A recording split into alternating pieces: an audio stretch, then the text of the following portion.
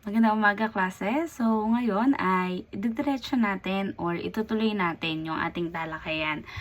Bagamat wala ako sa klase natin physical, ay sinadya kong gumawa ng video para meron pa rin kayong matutunan sa ating subject. Ano po?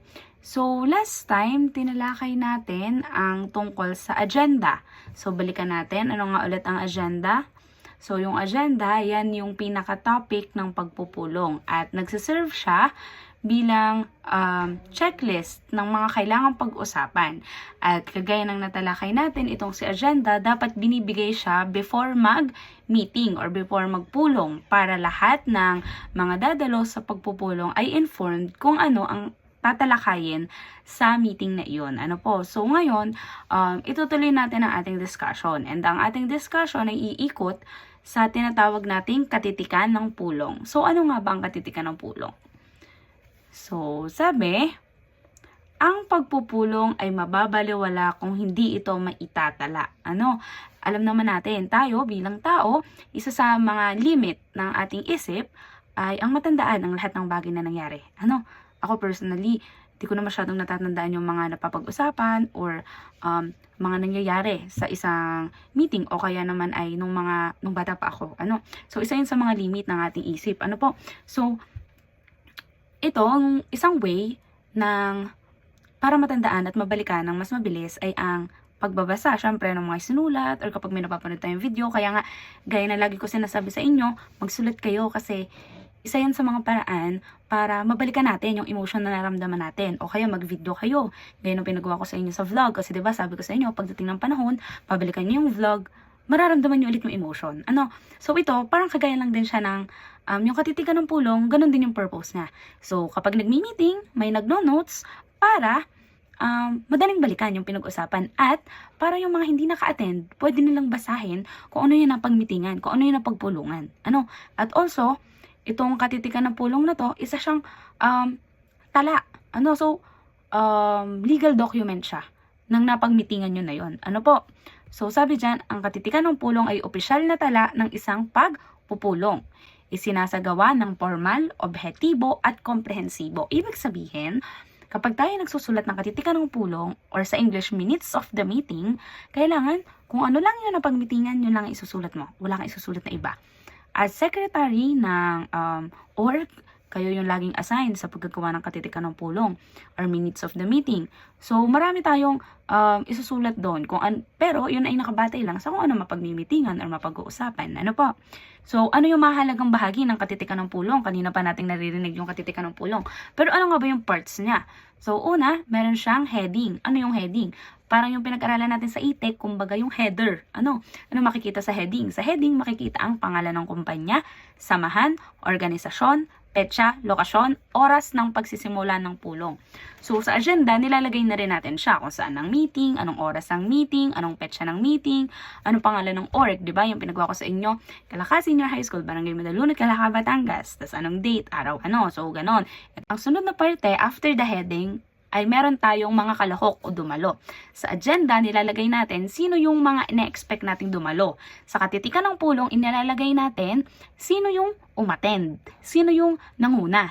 So dito, nilalagay na natin ano yung mga pangalan ng umattend. Diba nag-a-attendance tayo kapag may meeting. Doon mo kukunin yung ilalagay sa katitikan ng pulong. Ano, yung name ng nasa attendance. So mahalaga, pumirma ng attendance. Okay, ito ang example. Merong mga katitikan ng pulong na inilalagay din kung sino yung mga hindi dumalo. Lalo na at alam mo naman yung names, ano po. Pero kung hindi alam, pwedeng hindi na ilagay. Pero much better if nakalagay kung sino yung dumalo at sino yung mga hindi dumalo. Sunod, pagbasa at pagpapatibay ng nagdaang katitikan ng pulong. So, ibig sabihin, ito yung sa recap. Kumbaga, recap nung naging meeting nyo nung huli. Kailangan kasi kapag ikaw ay nagawa ng katitikan ng pulong, pinagtitibay siya. So, ibig sabihin, yung pinagtitibay, ibig sabihin, silang ayunan yung nakasulat dun sa katitikan ng pulong mo, walang mali, lahat tama, chinek, at pinagtibay. Ano? Kumbaga, ginong official. So, yun yung pinagtibay. So, ano yung sample? Ito, makikita nyo sa example nakalagay dyan. Sana yan. pagbasa at pagpapatibay na nagdaang katitikan ng pulong. Ang nagdaang katitikan ng pulong na ginawa noong May 10, 2021 ay binasa ni Faisha Uzman. Ang mosyon ng pagpapatibay ay pinangunahan ni Tago Tahir at ito ay sinang-ayunan ni Kosari Makadingdang. So, merong mga tao na nagpapatibay nung katitikan ng pulong na ginawa or ng secretary or ng kalihim. So, kailangan may mga witness na totoo yung nakasulat dun sa katitikan ng iyong pulong. Sunod, dyan na papasok yung action items o usaping napagkasunduan sa agendas. Ito yung mahalagang tala hinggil sa paksang tinalakay. Kasama rin sa mga bahaging ito yung mga update dun sa mga proyekto o mga project ang pinag-uusapan. Halimbawa, ang pinag-uusapan ay PTA project, o kumusta na po yung PTA project, nagawa na po ba, nakabili na po ba ng electric fan, or kung anumang project, so dito nilalagay, dito ina-update. So, meron dyan, example, halimbawa, nakalagay yung mga agenda, pagpupulong ng mga magulang at guro. Number 1, orientasyon. Number 2, polisiya, and blah blah blah. Next, pagtalakay sa agenda ng pulong. So, ito na yon yung pagtalakay. Nakalagay dyan, unang table, paksa. Padalawa, anong nakalagay? Talakayan. Tapos, yung aksyon at sino yung taong magsasagawa. Halimbawa, siya ay project. O, nakalagay dito, budget sa pagpapatayo ng mga gusali para sa senior high.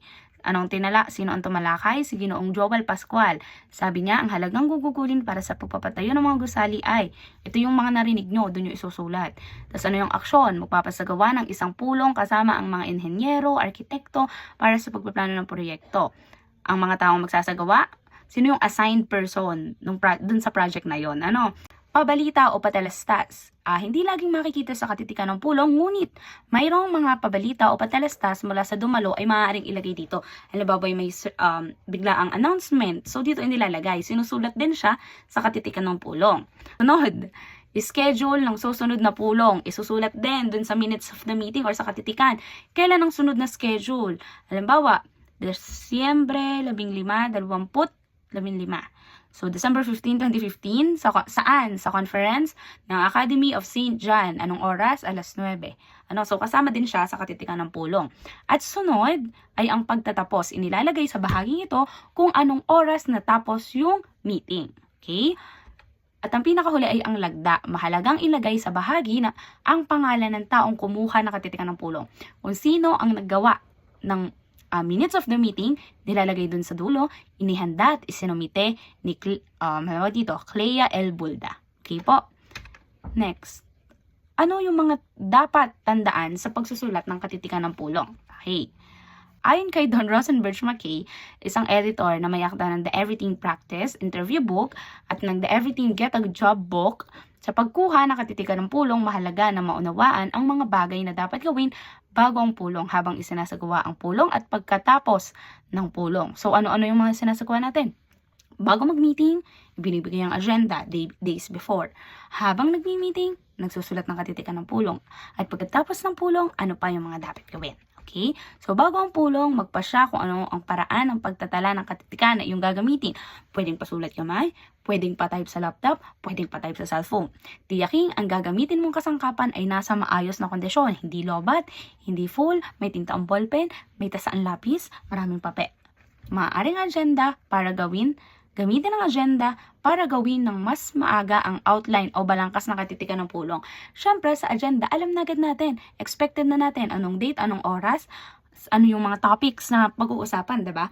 So, kung gagawa ka ng katitikan ng pulong, pwede ka nang gumawa ng pinaka-outline kasi alam mo na yung sunod-sunod, makikita mo na siya sa agenda. Ano pa dyan? Habang isinasagawa ang pulong, ipaikot ang listahan ng mga taong kasama sa pulong. Ito yung attendance. Kasi sabi natin kanina, mahalaga si attendance. Sikaping makilala kung sino ang bawat isa upang maging madali ang pagtukoy. Bakit kailangan natin makilala kung sino yung yung pangalan ng mga umaten? Kasi nilalagay natin siya dun sa katitikan ng pulong. Halimbawa, sinulat natin.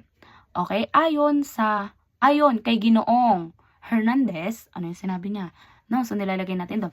O alang naman ilagay mo, ayon sa naka-blue na t-shirt, hindi naman pwede yun, ilalagay mo doon yung pangalan. So, ayon kay Ginoong Hernandez, o ayon kung sino nagsalita, kailangan, alam mo, yung pangalan ng nagsalita. Ano pa?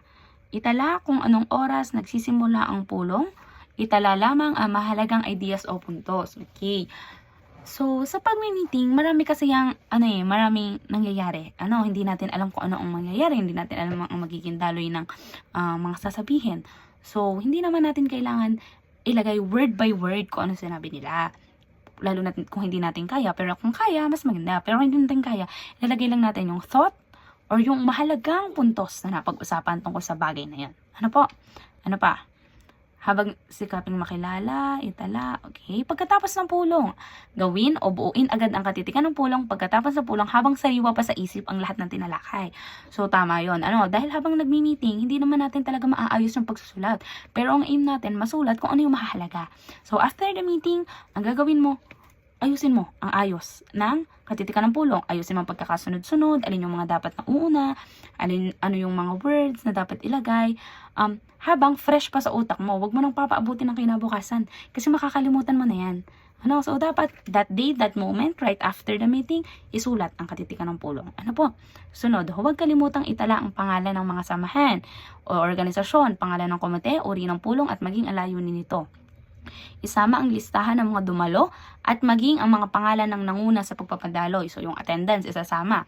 Basahin mabuti ang katitikan ng pulong bago tuluyang ipasa sa kinauukulan para sa huling pagwawasto nito. Ipasa ang sipi ng katitikan ng pulong sa kinauukulan o nanguna sa pagpapadaloy nito. Bakit? Kasi sila yung mag-check. And pag na-check nila, doon nila ipagtitibay. Doon nila i-approved yung iyong katitikan ng pulong, and kung na-approve na, magiging legal na dokumento na ito. So, may naunawaan ba? May naintindihan ba? Okay. Kung may tanong, huwag mahihiyang magtanong sa ma'am. So, hanggang dito na lang para sa ating discussion. See you next week. Bye!